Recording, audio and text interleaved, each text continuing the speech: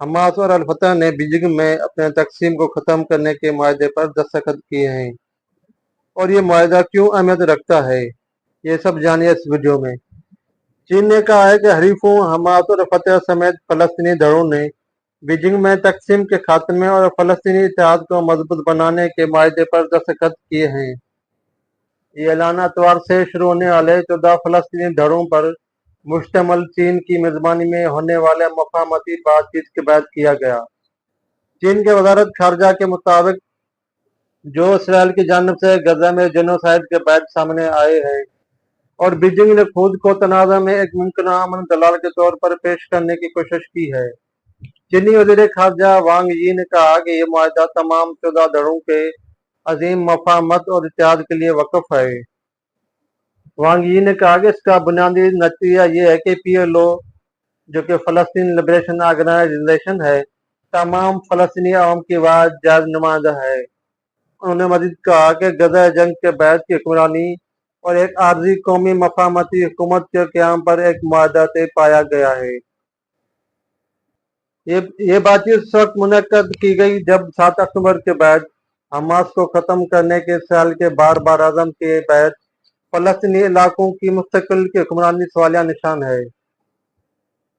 अल-फतह PLO और PA दोनों पर गलबा रखती है। यह बुरी फ़लस्तीनी हुकूमत है जो इसराइल के मकबूजा वेस्ट बैंक में 1993 के ओस्लो मुआहदे पर दस्तखत होने के बाद कायम हुई थी। हमास मुआहदे का फरीक नहीं था और इसराइल को तस्लीम नहीं करता है।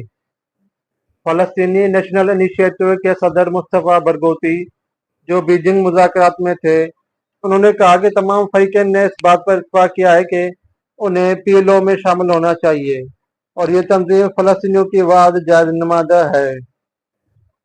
PA ने 2007 तक गजा पर इंतज़ामी कंट्रोल हासिल किया, जबकि हमास ने 2006 में मकबूजा इलाकों में कानून साजी के इंतख़ाबात में कामयाबी हासिल की और उसे गजा से निकाल दिया। तब से हमास गजा पर हुकूमत कर रही है। PA मगरबी किनारों के कुछ हिस्सों पर हुकूमत करती है। हमास और अल-फतह ने मिस्र की सरबराही में अरब रियासतों के दबाव पर अक्टूबर 2017 में काहिरा में एक मफ़ाहमती मुआहदे पर दस्तखत किए थे। मुआहदे के तहत एक दहाई की दुश्मनी का खात्मा करते हुए 2 माह बाद एक नई मुत्तहदा हुकूमत गजा का इंतज़ामी कंट्रोल संभाल लेगी, लेकिन मुआहदा जल्द ही दम तोड़ गया। बरगोती ने कहा कि फ़लस्तीनी धड़ों के दरमियान मफ़ाहमत की ताज़ा तरीन कोशिश पिछले कोशिशों के मुकाबले में बहुत आगे गई, और इसमें मुत्तफ़िका हुकूमत की तश्कील के लिए मख़सूस इक़दामात शामिल हैं। बरगोती ने कहा कि नई हुकूमत मकबूजा मगरबी किनारे और गजा के इत्तेहाद को यकीनी बनाएगी, जंग के बाद दोनों इलाकों पर हुक्मरानी करेगी और गजा पर अपना कब्जा बरकरार रखने के लिए इसराइली कोशिशों को मौसर तरीके से रोकेगी। हमास के अहदेदारों का कहना है कि अगर फ़लस्तीनी रियासत कायम होती है तो ग्रुप गैर मुसल्लह करने के लिए तैयार है।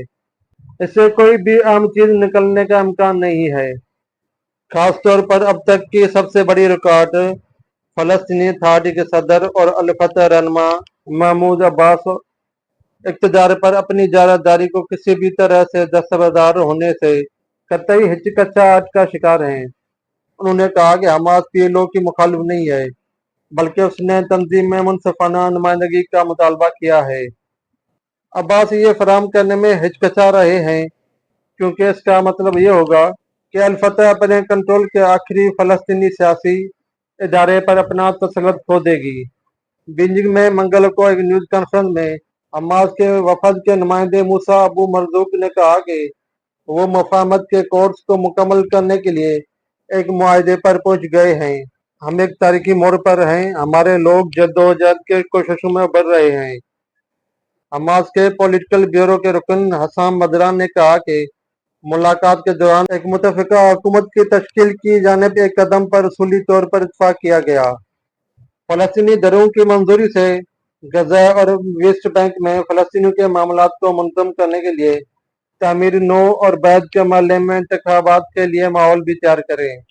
हसाम बदरान ने कहा कि इस इक़दाम को जंग के बाद तक इंतज़ार नहीं करना चाहिए, बल्कि इस वक्त भी आगे बढ़ना चाहिए जब तक कि तनाज़ा जारी है, और ऐसी हुकूमत के क़याम से जंग बंदी में आसानी हो सकती है। इस सारे मुआहदे में चीन का क्या किरदार है? मंगल का मुआहदा हमास और फतह के दरमियान अप्रैल में बीजिंग की मेजबानी में होने वाले मुज़ाकरात के पहले दौर के बाद हुआ है। गजा में जंग के आगाज के बाद से चीन, जो कि हालिया बरसों में मिडिल ईस्ट में अपने असर व रसूख और तल्कात को मजबूत बनाने के लिए कोशां है। चीन ने खुद को ग्लोबल साउथ के उन ममालिक के लिए एक सरकर्दा आवाज के तौर पर पेश किया है जो इनकली में इसराइल की जंग को मुस्तरद करते हैं और फलस्तीनी रियासत का मुतालबा करते हैं।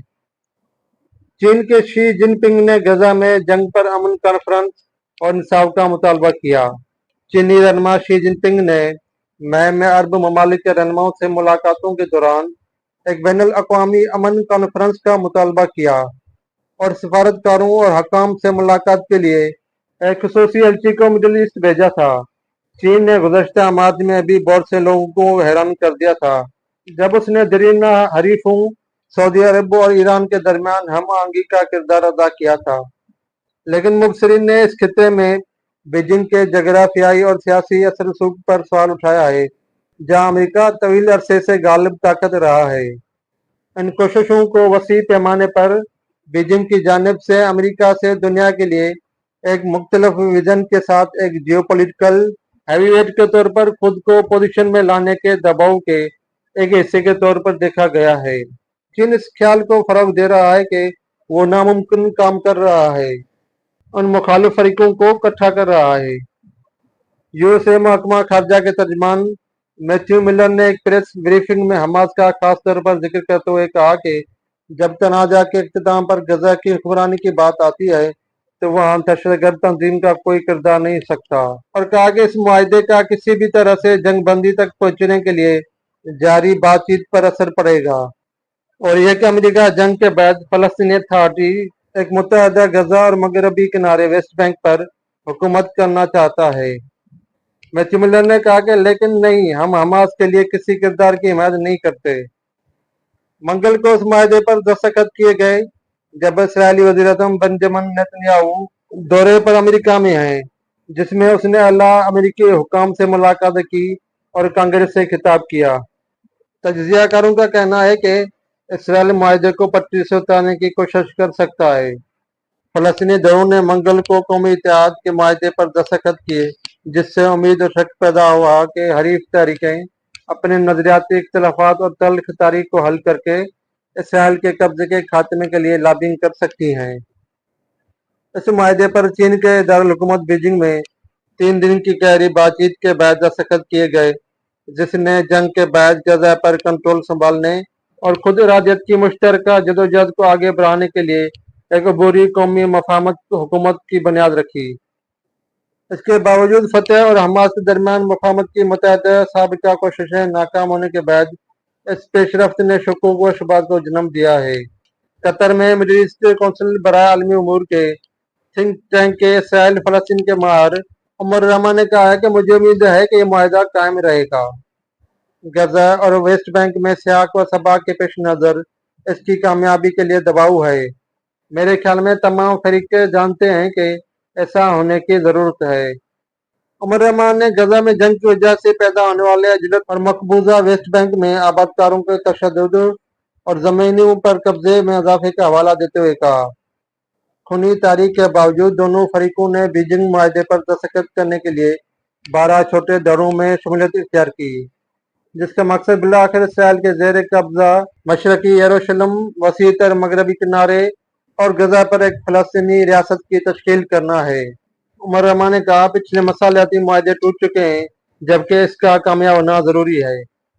उनका ख्याल है कि इसराइल फलस्तीन के बारे में बैनुल-अक़वामी राय आमा के हवाले से हवाएं तब्दील हो रही हैं, जिससे गजा में जेनोसाइड और वेस्ट बैंक में इसराइल की अलहक पसंदी के खात्मे के लिए मुत्तहदा फलस्तीनी क़यादत के लिए एक मौका खुल रहा है। आप सब लोगों को क्या लगता है, क्या ये मुआहदा बरकरार रहेगा और क्या इस माहदे के बाद गजा में जंग रुक जाएगी? ऐसी मजीद वीडियो देखने के लिए मेरे चैनल को सब्सक्राइब करें और वीडियोस को लाइक करें।